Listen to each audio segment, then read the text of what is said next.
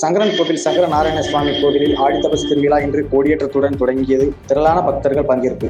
தென்காசி மாவட்டம் சங்கரன் கோவிலில் உள்ள சங்கர நாராயண சுவாமி கோயில் தென் தமிழகத்தில் மிகவும் பிரசித்தி பெற்ற கோயிலாகும். இங்கே சிவனும் விஷ்ணுவும் ஒன்று என்பதை உணர்த்தும் வகையில் ஒவ்வொரு ஆண்டும் ஆடி மாதம் உத்திராடம் நட்சத்திரம் நாளில் தவமிருக்கும் கோமதி அம்மனுக்கு சிவபெருமான் சங்கர நாராயணராக காட்சி கொடுக்கும் ஆடித்தபசு திருவிழா மிக முக்கிய திருவிழாவாகும். இந்த ஆண்டிற்கான இத்திருவிழா இன்று காலை 4:42 மணிக்கு கோமதி அம்மன் சன்னதியில் உள்ள தங்க கொடிமரத்தில் கொடியேற்றத்துடன் தொடங்கியது. இதைத் தொடர்ந்து 12 நாட்கள் நடைபெறும் இந்த விழாவில் தினமும் காலை கோமதி அம்மன் பல்வேறு அலங்காரங்களில் வீதி விழா வந்து பக்தர்களுக்கு காட்சி கொடுக்கும் நிகழ்ச்சி நடைபெறுகிறது. இந்த விழாவில் 9ஆம் திருநாளான ஆகஸ்ட் 5ஆம் தேதி காலை 8:45 மணிக்கு திருத்திரட்டும் நிகழ்ச்சி நடைபெறுகிறது. விழாவின் முக்கிய நிகழ்ச்சியான ஆடித்தபசு 11ஆம் திருநாளான ஆகஸ்ட் 7ஆம் தேதி தவமிருக்கும் கோமதி அம்மனுக்கு சங்கர நாராயணராக காட்சி கொடுக்கும் வைபவம் நடைபெறுகிறது. இவ்விழாவிற்கு ஏராளமான பக்தர்கள் பல்வேறு மாவட்டங்களிலிருந்து கலந்து கொள்வர்.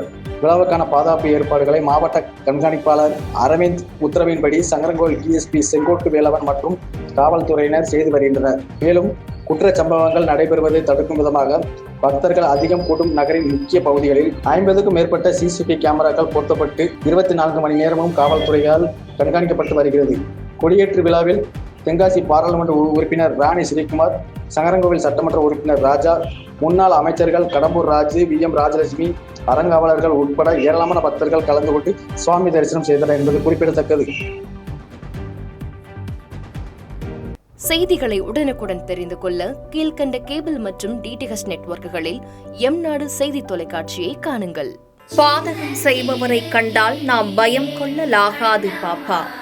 மோதி மிதித்து விடு பாப்பா, அவர் முகத்தில் உமிழ்ந்து விடு பாப்பா. அண்மை செய்திகளை உடனுக்குடன் தெரிந்து கொள்ள இணைந்திருங்கள் எம்நாடு தொலைக்காட்சியுடன்.